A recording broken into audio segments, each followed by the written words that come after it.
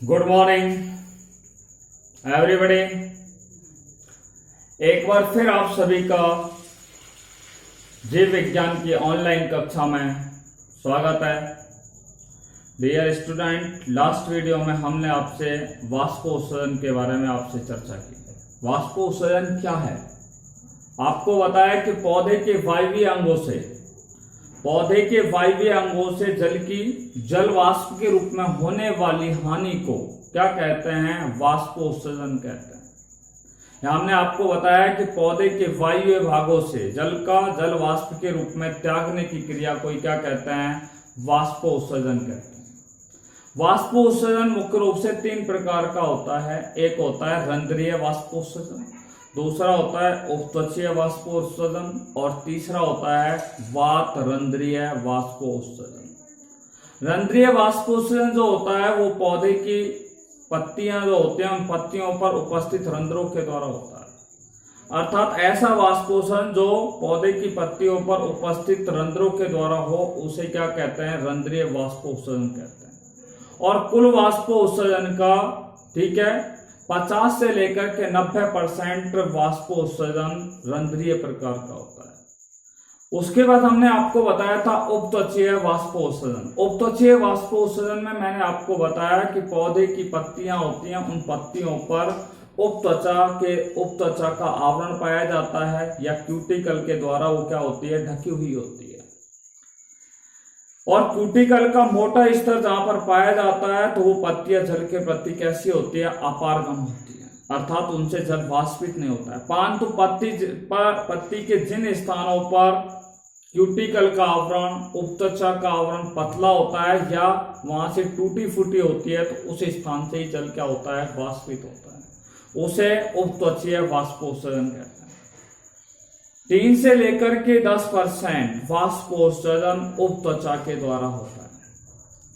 अगला मैंने आपको बताया था वात रंध्रीय वाष्पोत्सर्जन। ऐसा वाष्पोत्सर्जन जो पौधे के काष्ठीय पौधे के तने और फलों पर छोटे छोटे छिद्रनुमा संरचनाएं पाई जाती है जिन्हें वातरंध्र कहते हैं और उन्हीं वातरंध्रों के द्वारा वाष्पोत्सर्जन होता है, उसे वातरंध्रीय वाष्पोत्सर्जन कहते हैं। 0.1% वाष्पोत्सर्जन वातरंध्रों के द्वारा होता है। Is it right? देखिए, उसके बाद हमने आपको बताया कि पत्ती की ऊपरी सतह और निचली सतह को बाह्य त्वचा कहते हैं। ठीक है, हमने ये आपको रंध्रीय वाष्पोत्सर्जन में बताया। पत्ती की ऊपरी सतह हो या निचली सतह हो उसे क्या कहा जाता है? बाह्य त्वचा या उसे एपिडर्मिस कहते हैं। और दोनों एपिडर्मिसों के मध्य में क्या पाया जाता है? पर्णमध्योतक पाया जाता है, मीजोफिल पाई जाती है। द्विबीजपत्री पादपों में पर्णमध्योतक जो होता है वो खंभ ऊतक और स्पंजी ऊतकों में क्या होता है? बटा हुआ होता है। उसके पश्चात हमने आपको बताया रंध्रों की उपस्थिति के आधार पर पर्णों के प्रकार। रंध्रों की उपस्थिति के आधार पर पत्तियों के प्रकार या पर्णों के प्रकार 3 प्रकार होते हैं: अधोरंध्रीय पर्ण, उभयरंध्रीय पर्ण और अधिरंध्रीय पर्ण। अधोरंध्रीय पर्ण, अधो का मतलब होता है नीचे, रंध्रीय का अर्थ होता है रंध्र, पर्ण का अर्थ होता है पर्ण। ऐसी पत्तियां जिनके निचली सतह पर, निचली बाह्य त्वचा पर या निचली सतह पर क्या पाए जाते हैं? रंध्र पाए जाते हैं, उन्हें अधोरंध्रीय पर्ण कहते हैं। इस प्रकार की जो पर्ण होते हैं वो सेव प्रकार की होती है। सेव है, संतरा है, उसमें अधोरंध्रीय प्रकार की पर्ण पाई जाती है। खासतौर से द्विबीजपत्री जो पादप होते हैं उनमें अधोरंध्रीय पर्ण पाई जाती है। उभयरंध्रीय पर्ण मैंने आपको बताया ऐसी पत्तियां जिनकी ऊपरी अधिचर्म और निचली अधिचर्म, अपर एपिडर्मिस और लोअर एपिडर्मिस दोनों सतहों पर क्या पाए जाते हैं? समान रूप से रंध्र पाए जाएं, उन्हें उभयरंध्रीय पर्ण कहते हैं। जैसे जई है, मक्का है, ठीक है, या एक बीजपत्री पादप होते हैं उनमें उभयरंध्रीय पर्ण पाई जाती है। मैंने आपको बताया कि उभयरंध्रीय जो पर्ण होती है, ठीक है, या इस प्रकार की जो पर्ण होते हैं वो जई प्रकार की पर्ण होती है। अधिरंध्रीय पर्ण मैंने आपको बताया ऐसी पर्ण, ठीक है, जिनकी ऊपरी अधिचर्म पर क्या पाए जाते हैं? रंध्र पाए जाते हैं, उन्हें अधिरंध्रीय पर्ण कहते हैं।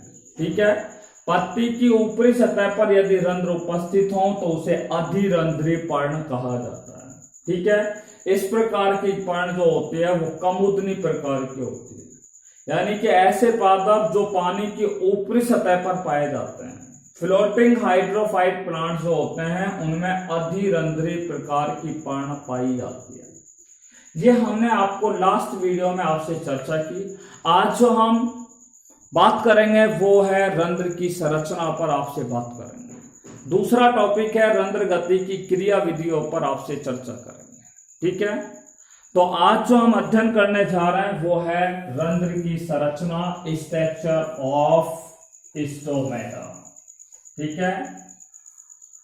रंध्र की संरचना पर हम आपसे क्या करने जा रहे हैं, बात करने जा रहे हैं, ठीक है। देखिए लेसन नंबर 7 पार्ट का नाम है ट्रांसपिरेशन वाष्पोत्सर्जन, और आज का हमारा पहला टॉपिक है, जिस फर्स्ट टॉपिक पर हम अध्ययन करने जा रहे हैं उसका नाम है स्ट्रक्चर ऑफ स्टोमेटा, रंध्रों की संरचना, स्ट्रक्चर ऑफ स्टोमेटा।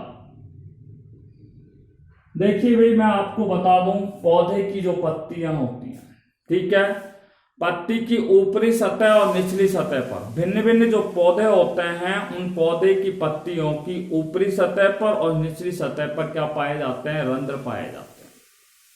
क्लियर बात हो गई। रंध्र कहां पर पाए जाते हैं, पत्ती पर पाए जाते हैं। पत्ती की ऊपरी बाह्य त्वचा पर पाए जा सकते हैं या निचली सतह पर पाए जा सकते हैं, या ऊपरी और निचली दोनों सतह पर ही रंध्र पाए जा सकते हैं। अधिकांश पादपों में जो रंध्र होते हैं उनकी संरचना कैसी होती है, देखो मैं आपको बता रहा हूं, अधिकांश पादपों में जो रंध्र की जो संरचना होती है वो किस प्रकार की होती है, ऐसे होती है जैसे वृक्क की संरचना होती है। अधिकांश पादपों में रंध्र की जो संरचना होती है वो किडनी शेप होती है, किडनी शेप होती है, ठीक है। कैसी होती है, किडनी शेप होती है। अधिकांश पादपों में जो रंध्र होते हैं उनकी संरचना किस प्रकार की होती है, इस प्रकार की होती है, ठीक है।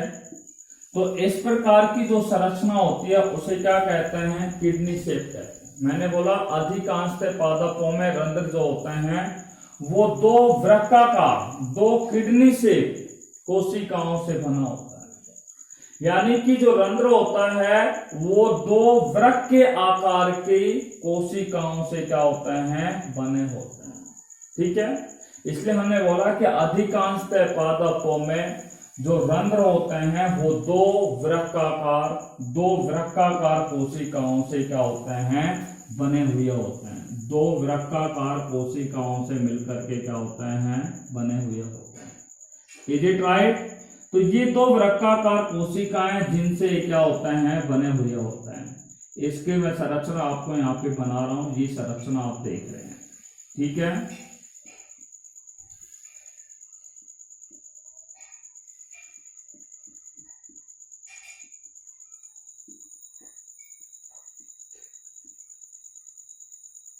हाँ भाई, तो यहां पर इनकी संरचना क्या है, दो वृक्काकार किसने से बनी होती है, दो वृक्काकार कोशिकाओं से बनी होती है। और इन वृक्काकार जो संरचनाएं होती हैं इन कोशिकाओं को क्या कहा जाता है, द्वार कोशिका, या इन्हें रक्षक कोशिका कहा जाता है। इनको इंग्लिश में क्या बोलते हैं, गार्ड सेल के नाम से जाना जाता है। इन्हें द्वार कोशिका या इन्हें कौन सी कोशिका कहा जाता है, रक्षक कोशिका कहा जाता है। क्या कहा जाता है, रक्षक कोशिका कहते हैं। अब ये दोनों द्वार कोशिकाएं जो होती हैं वो इस प्रकार से आपस में व्यवस्थित होती है, इस प्रकार से आपस में जुड़ी होती है कि इनके मध्य में क्या पाया जाता है, ये एक छिद्र पाया जाता है। ये दोनों द्वार कोशिकाएं इस प्रकार से आपस में जुड़ी हुई होती है, इस प्रकार से आपस में व्यवस्थित होती है कि इन दोनों द्वार कोशिकाओं के मध्य में क्या पाया जाता है, एक छिद्र पाया जाता है। और इसी छिद्र को हम क्या कहते हैं, रंध्रीय छिद्र कहा जाता है। कौन सा छिद्र कहा जाता है, रंध्रीय छिद्र के नाम से इसे जाना जाता है। इंग्लिश में इसे बोलते हैं स्टोमेटल पोर के नाम से इसे क्या है, जाना जाता है, ठीक है। देखिए द्वार कोशिका की ये भीतरी सतह है, ये एक द्वार कोशिका, ये दूसरी द्वार कोशिका है। ये द्वार कोशिका की भीतरी सतह कैसी है, मोटी होती है। ठीक है, तो द्वार कोशिका की जो आंतरिक सतह, ये आंतरिक सतह और ये बाहरी सतह है। बाहरी सतह जो होती है द्वार कोशिका की, ये बाहरी सतह होती है। ठीक है, और बाहरी सतह कैसी होती है, पतली होती है। बाहरी सतह कैसी होती है, पतली होती है। जबकि द्वार कोशिका की ये आंतरिक सतह है, ये आंतरिक सतह कैसी होती है, मोटी होती है।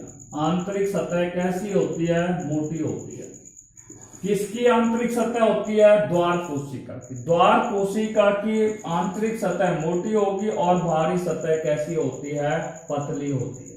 ठीक है, अब आपको बता दूं, द्वार जो कोशिका है, इन द्वार कोशिका के बाहर की ओर, ठीक है, द्वार कोशिकाएं होती हैं इनके बाहर की ओर, यानी कि इन द्वार कोशिकाओं के सबसे, देखिए, द्वार कोशिकाओं के बाहर की ओर या इनके इस तरीके से आप देख रहे हैं।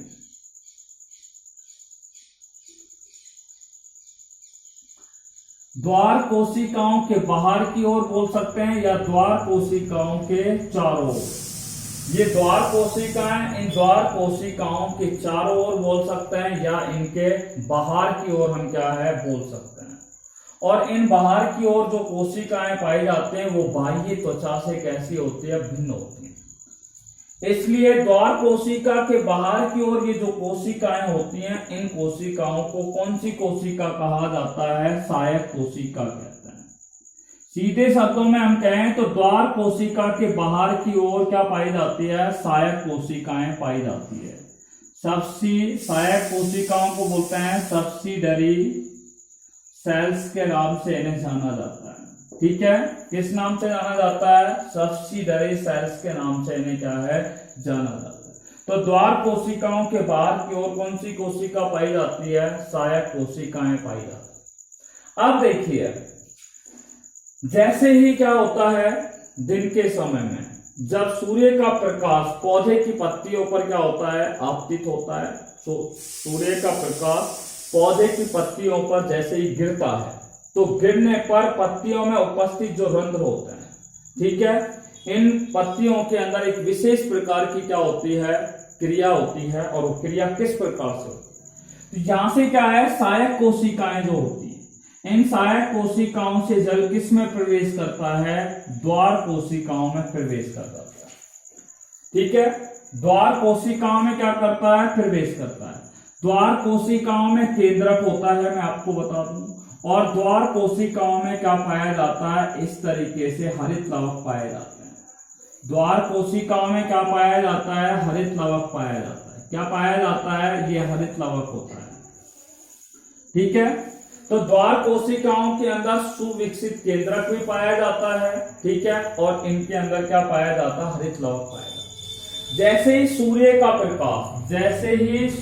का प्रकाश जो होगा वो पौधे की पत्तियों पर आपतित होगा, और पत्तियों में क्या होता है, रंध्र होता है। पत्तियों में क्या पाए जाते हैं, रंध्र होते हैं। तो पत्तियों में क्या है, जो द्वार कोशिकाएं होंगी रंध्र की, उनके पास में सहायक कोशिका होंगी, और सहायक कोशिकाओं से जल किसके अंदर प्रवेश करता है, किसके अंदर प्रवेश करता है, द्वार कोशिकाओं के अंदर प्रवेश करता है। किसमें प्रवेश करता है, द्वार कोशिकाओं के अंदर क्या हो जाता है, प्रवेश कर जाता है। क्लियर बात हो गई। जैसे ही द्वार कोशिकाओं में प्रवेश करेगा जल, तो ये इनकी जो भित्तियां होंगी, द्वार कोशिकाओं की जो भित्ति होती है, आंतरिक भित्ति और बाहरी भित्ति, इनमें जैसे ही जल अंदर प्रवेश करेगा तो इनकी जो कोशिका भित्ति होती है, ठीक है, ये कैसी होने लग जाती है, स्फीत होने लग जाती है। ठीक है, क्योंकि इनकी बाहरी भित्ति कैसी होती है, पतली होती है। ये पतली भित्ति किस ओर खिंचती है, बाहर की ओर खिंचती है। और ये भित्ति जो होती है, आंतरिक भित्ति, वो कैसी होती है, मोटी होती है। ठीक है, तो मोटी भित्ति भी जो होती है वो किस ओर खिंचने लगती है, बाहर की ओर खिंचती है। और जब बाहर की ओर खिंचती है तो द्वार कोशिकाएं कैसी हो जाती है, स्फीत हो जाती है। और जब द्वार कोशिकाएं स्फीत हो जाती हैं तो ऐसी स्थिति में क्या होता है कि यहाँ पर रंध्र क्या हो जाते हैं, खुल जाते हैं। रंध्र क्या हो जाते हैं, खुल जाते हैं। क्लियर बात हो गई कि रंध्र किस प्रकार से खुलता है। एक बार फिर बता रहे हैं हम ध्यान से कि जैसे ही सूर्य का प्रकाश पौधे की पत्तियों पर गिरता है तो सहायक कोशिकाओं से जल क्या है, द्वार कोशिकाओं में प्रवेश करता है। ठीक है, और यहाँ पर क्या है कि इनके अंदर क्या है, हरित लवक पाया जाता है, केंद्रक पाया जाता है। हरित लवक पाए जाने के कारण पत्तियां क्या करती हैं, प्रकाश संश्लेषण की क्रिया में क्या लेती है, भाग लेती है, क्योंकि यहाँ पे हरित लवक भी मौजूद है और यहाँ पर क्या है, जल भी अंदर क्या है, प्रवेश कर गया है। जब जल प्रवेश कर जाता है तो आपको मैंने बताया कि ये द्वार कोशिका की बाहरी भित्ति होती है वो पतली होती है। जब जल अंदर प्रवेश करेगा तो ये द्वार कोशिका की जो बाहरी पतली भित्ति होती है वो बाहर की ओर क्या है, फैलती है। अर्थात ये द्वार कोशिकाएं बाहर की ओर और द्वार कोशिका की भीतरी परत होती है, ये भी क्या है, बाहर की ओर क्या है, खिंचती है। इसलिए ये कोशिकाएं, द्वार कोशिकाओं में जल अधिक प्रवेश करने पर इनकी कोशिकाएं, किनकी कोशिकाएं, द्वार कोशिकाएं स्फीत हो जाती है। और द्वार कोशिकाएं जब स्फीत हो जाती हैं तो ये रंध्र छिद्र क्या हो जाता है, फैल जाता है, अर्थात रंध्र क्या हो जाते हैं, खुल जाते हैं। रंध्र क्या हो जाते हैं, खुल जाते हैं। क्लियर बात समझ में आ गई। तो रंध्र किस प्रकार से क्या है यहाँ पर खुलते हैं, इस बात पर हमने आपसे क्या है, चर्चा कर ली। अब रंध्र किस प्रकार से क्या होता है, बंद होता है। बात सुनिए, जैसे ही सूर्य का प्रकाश पौधे की पत्तियों को मिलना बंद हो जाता है, अर्थात रात्रि के दौरान जब पौधों को क्या प्राप्त हो, पौधों को सूर्य का प्रकाश जब उपलब्ध नहीं हो पाता है, पौधे की पत्तियों को जब सूर्य का प्रकाश नहीं मिलता, अर्थात रात्रि के दौरान जब सूर्य का प्रकाश पौधे की पत्तियों को नहीं मिल पाता है, तो आपको बता दूं इन द्वार कोशिकाओं से जल जो होता है, द्वार कोशिकाओं से जो जल होता है वो पुनः किस में आ जाता है, सहायक कोशिकाओं में आ जाता है। सहायक कोशिकाओं में आता है तो ये द्वार कोशिकाएं कैसी हो जाती है, स्लथ हो जाती है। स्लथ का अर्थ मैंने आपको बताया, इनका जीव द्रव संकुचित हो जाता है, अर्थात इनकी कोशिकाएं पिचक जाती है। और द्वार कोशिकाएं जब पिचक जाती है तो ये रंध्रीय छिद्र धीरे धीरे क्या हो जाता है, बंद हो जाता है। क्यों हो जाता है, क्योंकि द्वार कोशिकाएं जो होती हैं, ठीक है, बाहरी भित्ति पतली होती है, आंतरिक भित्ति द्वार कोशिका की मोटी होती है, और ये दोनों भित्तियां जब स्लथ हो जाती हैं, ये दोनों भित्तियां कैसी हो जाती है, स्लथ हो जाती है। और स्लथ स्थिति में आने पर मैंने आपको बताया कि ये दोनों द्वार कोशिकाएं जो होती हैं अपनी पूर्व स्थिति में आ जाती है, और पूर्व स्थिति में आने पर, ठीक है, द्वार कोशिका की भीतरी यानी कि द्वार कोशिका की आंतरिक जो मोटी कोशिकाएं होती हैं तथा जो बाहर की जो पतली कोशिकाएं होती हैं, ठीक है, ये कोशिकाएं एक दूसरे के पास में आ जाती है, और पास में आने पर रंध्र क्या हो जाता है, बंद हो जाता है। अब मैं रंध्र बंद होने का अगर आपको डायग्राम दिखाऊं तो इस तरीके से क्या है, रंध्र क्या है, ये बंद हो गया, ठीक है, ये रंध्र क्या हो गया है, इस तरीके से यहाँ पर क्या है, बंद हो गया है, ठीक है। और आपको मैंने ये डायग्राम इस तरीके से यहाँ पर बता दिया। तो ये द्वार कोशिकाएं क्या है, स्लथ अवस्था में आ गई है, इसलिए ये दोनों कोशिकाएं, ठीक है, द्वार कोशिका की आंतरिक सतह और बाहरी सतह एक दूसरे के समीप आ जाती है, और एक दूसरे के समीप आने पर रंध्र क्या हो जाते हैं, बंद हो जाते हैं। क्लियर बात समझ आ गई। तो इस तरीके से द्वार को, यानी कि यहाँ पे हमने दो बातें कर ली हैं कि रंध्र किस तरीके से खुलते हैं और बंद होते हैं, ठीक है, और रंध्र की संरचना किस प्रकार की होती है। आपको मैं बता दूं, पौधे की जो पत्तियां होती हैं, उन एक पौधे की पत्ती पर रंध्रों की संख्या 100 से लेकर के 60,000 तक प्रति वर्ग सेंटीमीटर तक हो सकती है। पत्तियों पर रंध्रों की संख्या 100 से लेकर के 60,000 प्रति वर्ग सेंटीमीटर तक रंध्रों की संख्या हो सकती है। यानी कि एक वर्ग सेंटीमीटर में इतने रंध्रों की संख्या हो सकती है, ठीक है।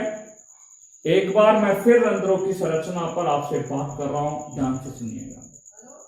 मैंने बताया कि भिन्न भिन्न पौधों की पत्तियां होती हैं, उनकी ऊपरी और निचली सतह पर रंध्र पाए जाते हैं, ठीक है। अधिकांशतः पादपों में रंध्र जो होते हैं वो दो वृक्काकार, दो किडनी से कोशिकाओं से बने होते हैं, जिन कोशिकाओं को द्वार कोशिका कहा जाता है। ये द्वार कोशिकाएं आपस में इस प्रकार से व्यवस्थित रहती है कि इनके मध्य में एक छिद्र पाया जाता है जिसे क्या कहा जाता है, रंध्रीय छिद्र कहा जाता है। द्वार कोशिका की ये आंतरिक भित्ति होती है, ये मोटी होती है, और द्वार कोशिका की ये बाहरी भित्ति होती है, वो बाहरी सतह कैसी होती है, पतली होती है। Is it right? द्वार कोशिकाएं जो होती हैं उनके अंदर क्या है, केंद्रक और क्या पाए जाते हैं, हरित लवक पाए जाते हैं। ठीक है, ये तो हो गई यहां पर संरचना।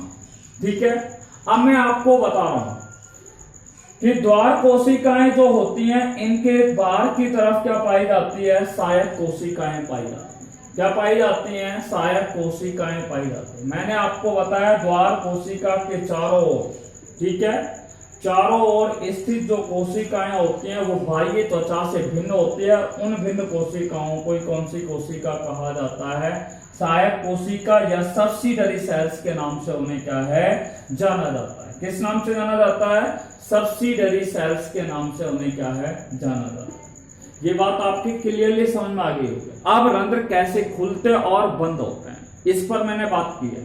मैंने बताया कि जब सूर्य का प्रकाश पौधे की पत्तियों पर गिरता है, आपतित होता है, तो सहायक कोशिकाओं से जल अंदर प्रवेश करता है। अंदर प्रवेश करता है तो मैंने आपको बताया द्वार कोशिका की आंतरिक सतह और आंतरिक जो भीतरी सतह होती है वो मोटी होती है, और बाहरी सतह जो पतली होती है, ये दोनों बाहर की ओर क्या है, खींचने लग जाती है, जिससे यहाँ पर रंध्र क्या होते हैं, खुल जाते हैं। परंतु जैसे ही रात्रि होती है तो रात्रि के समय, ठीक है, सहायक कोशिकाओं, द्वार कोशिकाओं से जल पुनः किस में आ जाता है, सहायक कोशिकाओं में चला जाता है, और सहायक कोशिकाओं में जाने पर ये द्वार कोशिकाएं क्या हो जाती है, स्लथ अवस्था में आ जाती है। स्लथ अवस्था में आने पर जो रंध्र होता है उसकी द्वार कोशिका की भीतरी सतह और आंतरिक सतह जो होती है वो अंदर की ओर क्या है, पिचक जाती है, और रंध्र क्या हो जाते हैं, बंद हो जाते हैं। इस तरीके से रंध्र खुलते और क्या होते हैं, बंद होते हैं।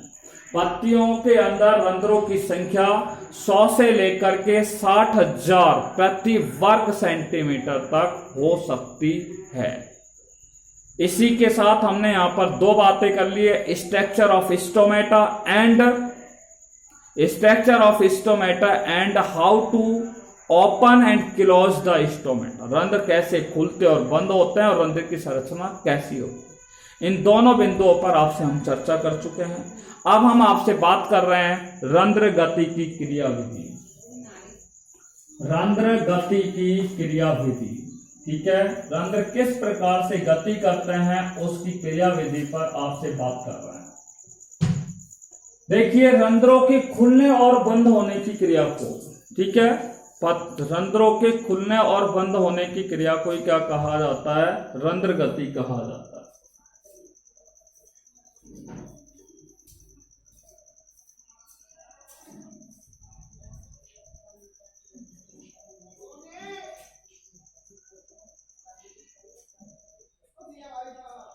रंध्रों के खुलने और बंद होने की क्रिया को क्या कहा जाता है, रंध्रों के खुलने और बंद होने की क्रिया को क्या कहा जाता है, मैंने आपको बताया रंध्र गति कहा जाता है। आपसे पूछा जाए कि रंध्र गति किसे कहते हैं,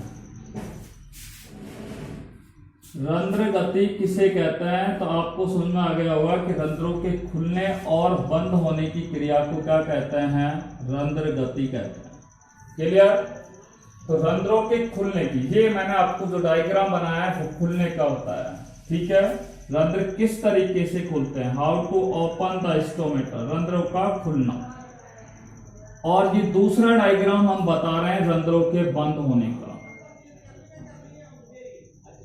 ठीक है।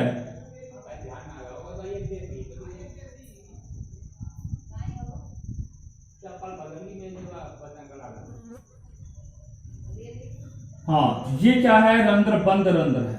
और मैंने आपको बताया रंध्रों के खुलने और बंद होने की क्रिया को क्या कहते हैं, रंध्र गति कहते हैं।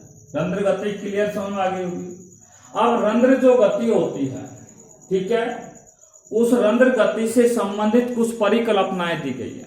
रंध्र गति से संबंधित कुछ परिकल्पनाएं हमारे वैज्ञानिकों ने दी हैं, और यहाँ पर 3 हमें परिकल्पनाएं देखने के लिए मिलती हैं। एक है मांड शर्करा परिकल्पना, स्टार्च शुगर हाइपोथेसिस। दूसरी मैंने आपको बताई थी स्टीवार्ड परिकल्पना, स्टीवार्ड हाइपोथेसिस। और तीसरी है सक्रिय पोटेशियम आयन स्थानांतरण सिद्धांत। ठीक है, एक्टिव पोटेशियम आयन स्थानांतरण थ्योरी। ठीक है, तो सक्रिय पोटेशियम आयन सिद्धांत। सबसे पहले जो हम बात करने जा रहे हैं वो मांड शर्करा परिकल्पना। ठीक है, देखिए मांड शर्करा परिकल्पना पर आपसे चर्चा करने जा रहे हैं। मांड शर्करा परिकल्पना, starch sugar hypothesis, starch sugar hypothesis. देखिए मांड शर्करा परिकल्पना क्या है। देखिए सबसे पहले ये परिकल्पना जो दी गई थी, ठीक है, वो लायड नामक वैज्ञानिक ने दी। ठीक है, लायड ने 1908 में बताया कि द्वार कोशिकाएं जो होती हैं, ये द्वार कोशिकाएं, लायड नाम का एक वैज्ञानिक था और लायड नाम के वैज्ञानिक ने 1908 में ये बताया कि जो द्वार कोशिकाएं होती हैं, कौन सी कोशिका, द्वार कोशिकाएं होती हैं, उनमें क्या होता है, मांड क्या है, पाया जाता है, स्टार्च जो है पाया जाता है। मांड को हम स्टार्च भी कहते हैं। ठीक है, तो द्वार कोशिकाओं में क्या पाया जाता है, मांड पाया जाता है, स्टार्च पाया जाता है। ऐसा किसने कहा था, लायड नामक वैज्ञानिक। तो लायड ने 1908 में ये बताया कि द्वार कोशिकाओं में मांड या स्टार्च क्या है, पाया जाता है या उपस्थित होता है। उसके बाद 1923 में एक वैज्ञानिक हुए जिनका नाम था जेडी सायरे नामक वैज्ञानिक ने ये मांड शर्करा परिकल्पना का प्रतिपादन किया। जेडी सायरे नामक वैज्ञानिक ने मांड शर्करा परिकल्पना का क्या दिया था, प्रतिपादन किया था। ठीक है, JD Sayre is the founder of starch sugar hypothesis, यानी कि जेडी सायरे नामक वैज्ञानिक ने मांड और शर्करा परिकल्पना उनके द्वारा क्या है, दी गई। अब मैं आपको बता दूं ये परिकल्पना किस प्रकार की है। जेडी सायरे नामक वैज्ञानिक ने बताया कि दिन के समय में, ठीक है, दिन के समय में क्या होता है, आपको मैं बता दूं, ये द्वार कोशिकाएं होती हैं।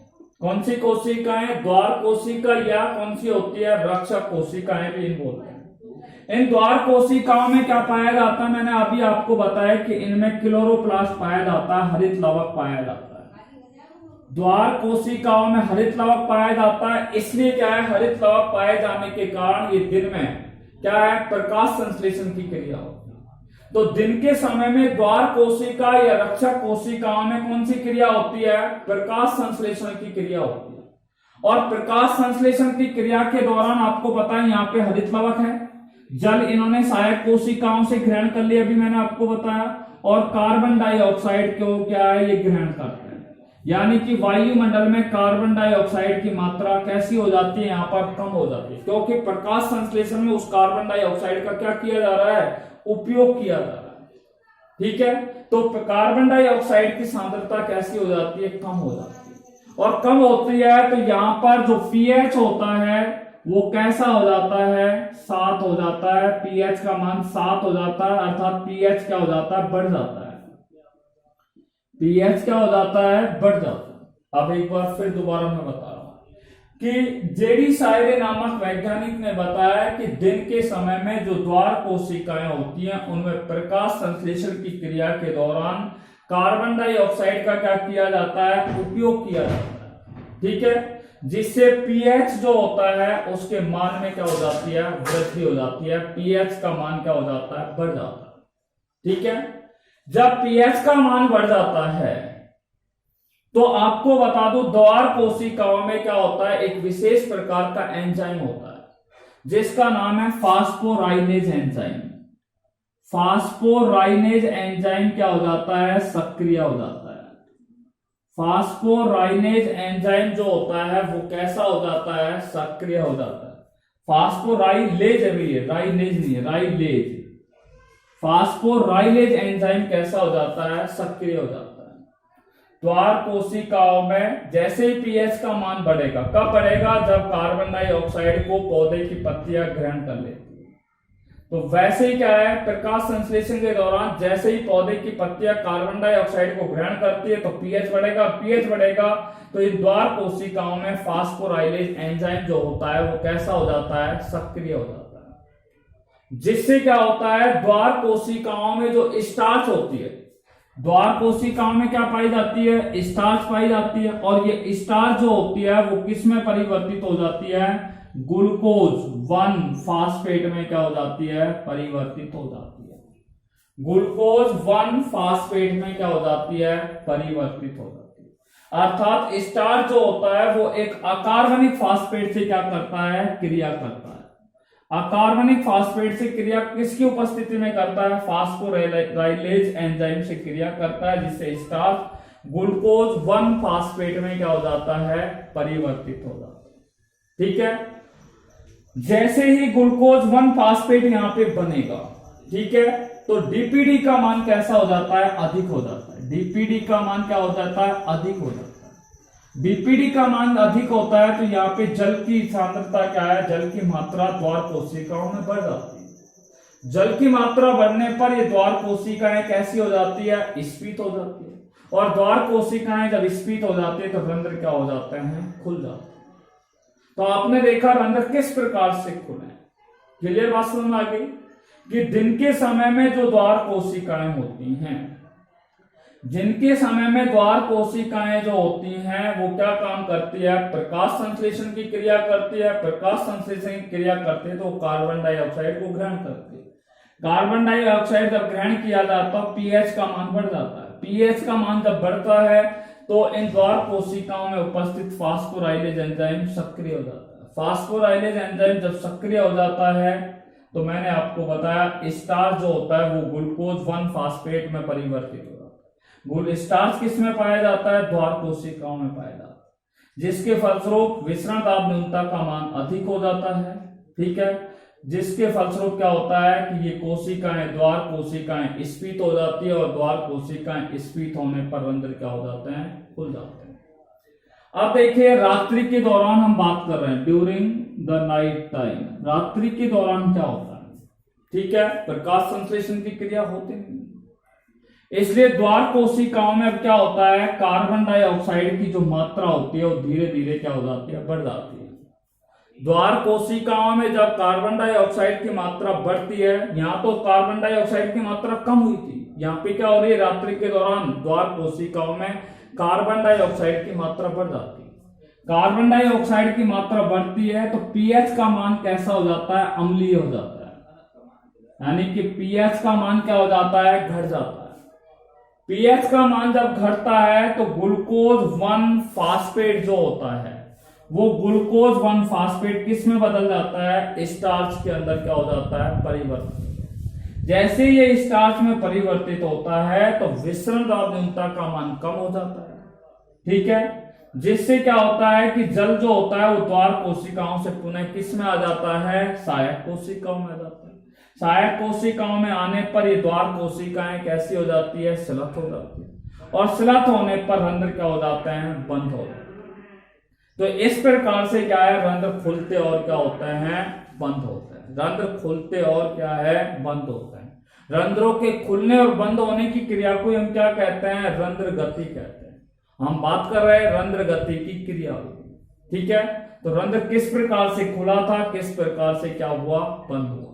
इसको हम एक रासायनिक अभिक्रिया के रूप में अगर लिखना चाहें तो ऐसे लिख सकते हैं कि स्टार्च जो होता है वो द्वार कोशिकाओं में पाया जाता है, और ये अकार्बनिक फास्फेट जो होता है, ठीक है, स्टार्च जो होता है वो अकार्बनिक फास्फेट से क्रिया करते हैं, अर्थात फास्फोराइलेज एंजाइम की उपस्थिति में। दिन के समय में स्टार्च फास्फोराइलेज एंजाइम की उपस्थिति में क्रिया करता है तो ग्लूकोज 1 फास्फेट का क्या हो जाता है, निर्माण। इस दौरान डीपीडी का मान बढ़ जाता है। ठीक है, कोशिका स्फीत हो जाती है और रंध्र क्या हो जाता है, खुल जाता है। ये तो हो गई दिन के समय में रिएक्शन। और जैसे ही रात्रि होती है तो रात्रि के समय में ग्लूकोज 1 फास्फेट जो होता है वो स्टार्च में क्या हो जाता है, परिवर्तित हो जाता है। क्यों हो जाता है? क्योंकि द्वार कोशिकाओं में कार्बन डाइऑक्साइड की मात्रा बढ़ जाती है, पीएच कैसा हो जाता है, कम हो जाता है, डीपीडी का मान कम हो जाता है, जिससे जल जो होता है वो द्वार कोशिकाओं से किस में आ जाता है, द्वार कोशिकाओं से किस में आ जाता है, सहायक कोशिकाओं में आ जाता है। और सहायक कोशिकाओं में आने पर क्या होता है कि ये द्वार कोशिकाएं शिलत हो जाती है, द्वार कोशिकाएं पिछल जाती हैं और रंध्र क्या हो जाते हैं, बंद हो जाते हैं। इस तरीके से क्या है, रंध्र खुलते और बंद होते हैं। ये हमने आपको परिकल्पना पढ़ाई है, वो मांड शर्करा परिकल्पना के नाम से जाना। जेडी सायरे ने 1923 के अंदर इस परिकल्पना का प्रतिपादन किया, पर इससे पहले लायड नामक वैज्ञानिक ने 1908 में पहले बता चुका था कि द्वार कोशिकाओं में मांड पाया जाता है, मांड उपस्थित होता है। इसी के साथ मांड शर्करा परिकल्पना पूर्ण हुई। कल हम नेक्स्ट वीडियो में आपसे जो चर्चा करेंगे वो स्टीवार्ड की परिकल्पना और सक्रिय पोटेशियम आयन स्थानांतरण की क्रियाविधि पर आपसे चर्चा करेंगे। Till then take care bye corona, be safe, be happy at your home. Thanks very much. चलो।